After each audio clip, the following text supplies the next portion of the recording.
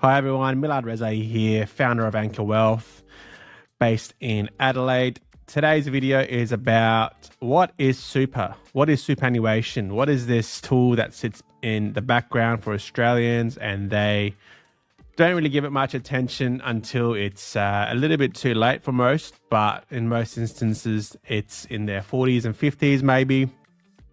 And what's the whole purpose of this tool? How does it work? And I'm going to make it really simple. I want this to be a video where the average Australian goes, all right, now I got this. I can pretty much feel a little bit more closer to my super because I get what's going on in the background. So when it comes to super, it's all about the average Australian, or any Australian, I should say, having something in the end to show for it all. Now, what does that mean? Well, the government has brought in a system. And superannuation is just a trust name. It's just a trust structure. The superannuation name is really irrelevant. What you need to consider is just getting rid of that name and understanding that this is based on hundreds of years of investment ideas, investment principles, things that the likes of Warren Buffett have been doing and making a fortune out of it. Now, just because they've whacked the name of superannuation on it doesn't mean that it's any less valuable than what any other investor is doing out there. So the Australian story when it comes to super is that the government, realizing that Australians can't save, realizing that the Australians cannot put their funds into use, realizing that we basically most of us would spend every dollar that comes in, have brought in a system to stop this from happening, to help the Australians accumulate wealth in the background. And the way they've done it is introduced a system where you can't access your funds until a later date in your life. And this stops the average Australian to, go into that environment, take money out and spend it, just like you would with your bank account because you've got a pay come through. The most Australians live pay to pay. And if left on their own, how many would actually have something to show for it in the long run? How many Australians would sit there and firmly say, I have built up a nice amount of wealth because I have set aside X amount of dollars in my investment account or in my bank account or in my whatever it may be? Not many. If any, there's not even an emergency fund there, just in case of emergency, let alone emergencies, let alone building something for your retirement. It's the last thing on most people's mind. And this could be for various reasons, commitments, expenses, kids, family, whatever it is. And the government's realized if individuals were left if they were left just to do, left to invest or left to carry out their finances based on their habits, it's not a very good picture. It's not a good long-term picture for most Australians. And this is where the government had to intervene and introduce a system where automatically the employer, or if you're self-employed, you have to put some money into your super. Funds go into an environment where it gets invested, and the average super fund invests your money into the likes of Australian shares, into international shares, into property in terms of real estate investment trusts. So it does, your funds are actually invested. Many Australians just think their funds sit there and are not doing much, but they are invested. So when you see the share market at 6 o'clock every day on the news, that impacts most Australians that are working. So it's important to understand your super fund is invested, but this isn't a bad thing. This is great. I mean, like I said, the likes of Warren Buffett are doing this outside of super and have accumulated amazing amount of wealth. Obviously, their strategy is a little bit different, but the concept of it, the principles in play is the same thing. Your funds over a long period of time, with the power of time and compound interest working together, is going to snowball and get you a pretty good amount of wealth built up. But what does this all mean? What am I referring to when I talk about compound interest? So what you got to consider is every dollar that goes into an investment account, that's what a superannuation fund is. It's an investment account, unless, like many Australians that shouldn't be,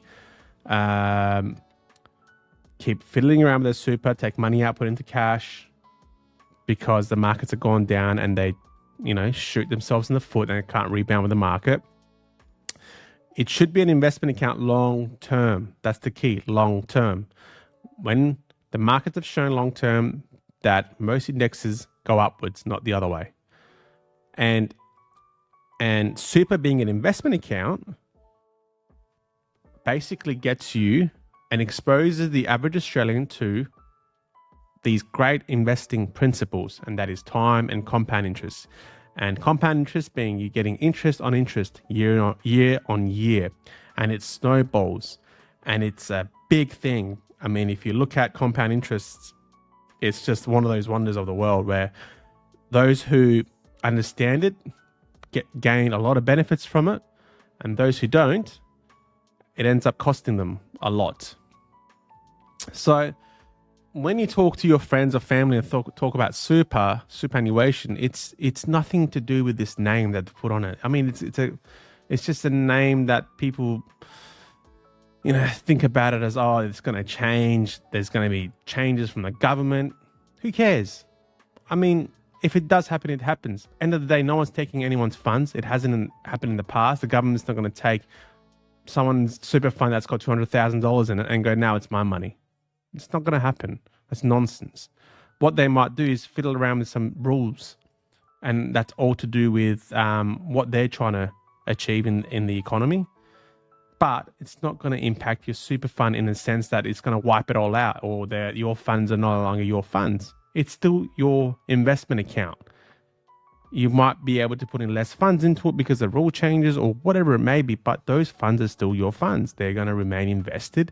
They're going to get you they're going to expose you to those investment principles. So it's just important to just take away this name, that super fund name, and understand this is your money. This is a powerful tool that allows you to invest, and it gets through that temptation to go and dip into it and take money out, because you can't. There's no access, which is great. This is what the government understands. They know the average Australian consciously cannot save, cannot invest.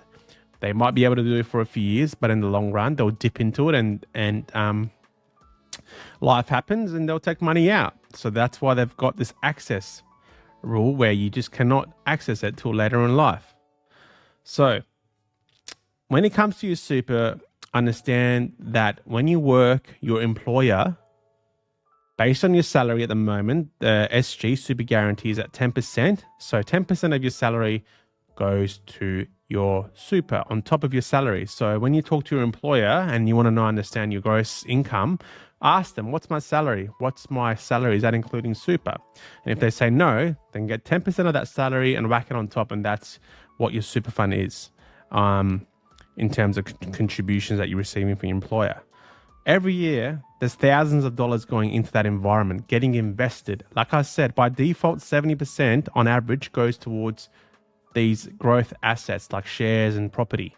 So don't think that this is some outlier where very minimum percentage in terms of funds expose your funds to investments. No, most funds invest your funds. There is no such thing as opening up a super fund and they put it all into cash. Why would the government want you to, in the long run, fall behind? And this is really important to note. Your funds are invested.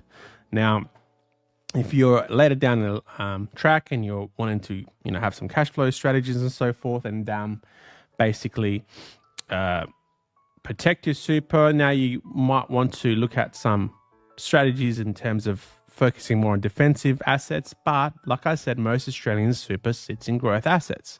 So your funds are invested. So how should you think about super? It's an investment that's sitting in the background.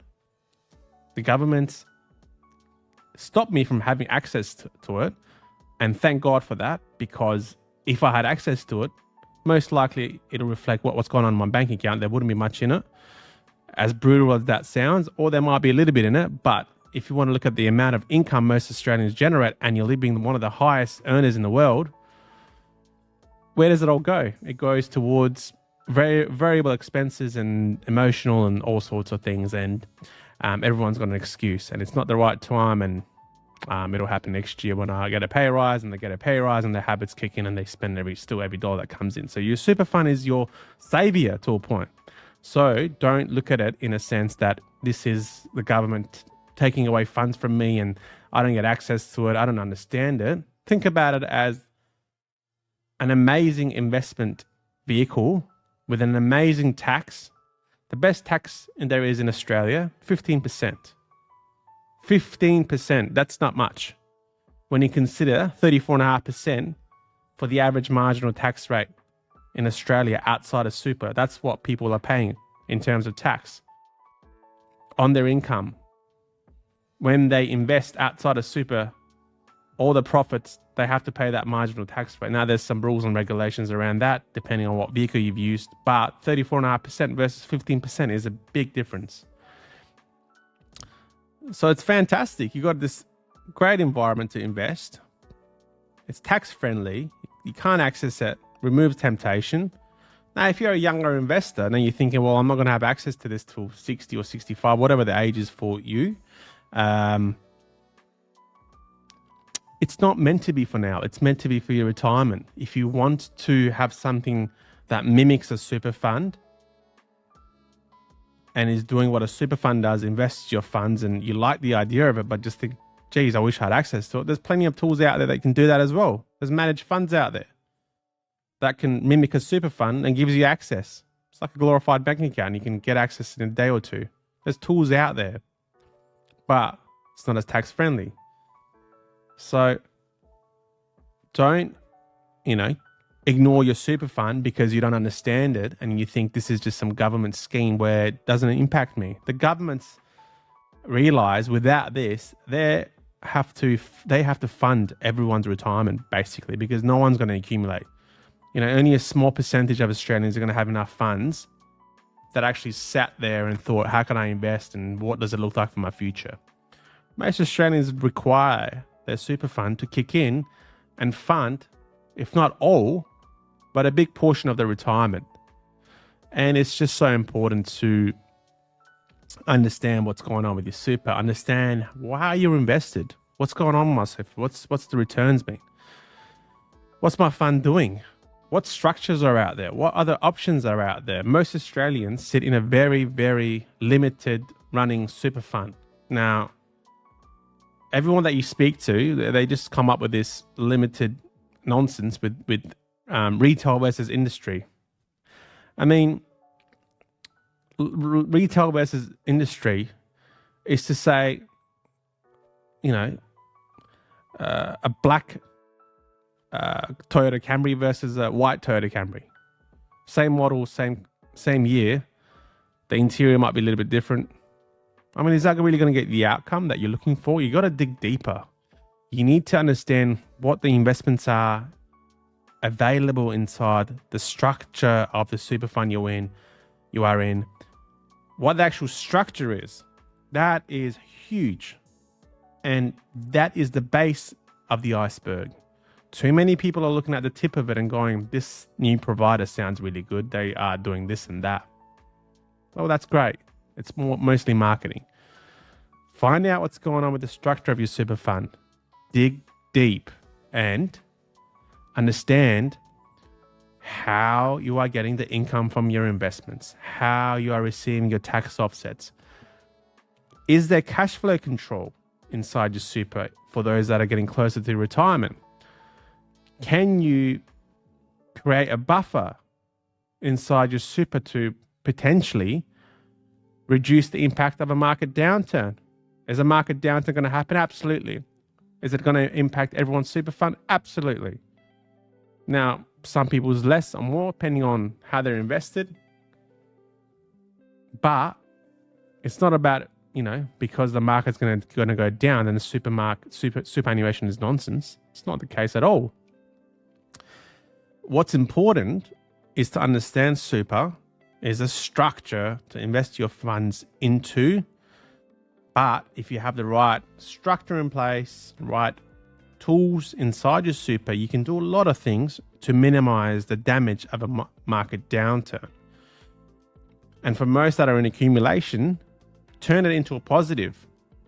And these are all the things that if for someone that is interested in building wealth in the background, these are the things that should be really considered closely. And once you understand this, you would fall in love with this vehicle because it is so effective when it comes to investing time, principle for the average Australian. I mean, entering your 20s as an investor in your super fund, it's huge. The compound interest in that is huge. So that was just a little bit of me, just bringing it down to what super really is all about, stripping it right off, making sure that you understand this isn't some government scheme where the government got bored and thought, we'll just chuck this in and it'll help us with our budget annually. This is not what it's about. It's about how can we have more Australians invest in an environment that's shown to be fruitful in the long term.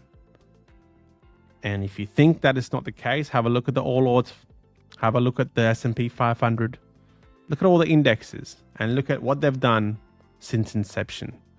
If you find any that are trending downwards in the long run, send me an email and I'd be interested to look at them. But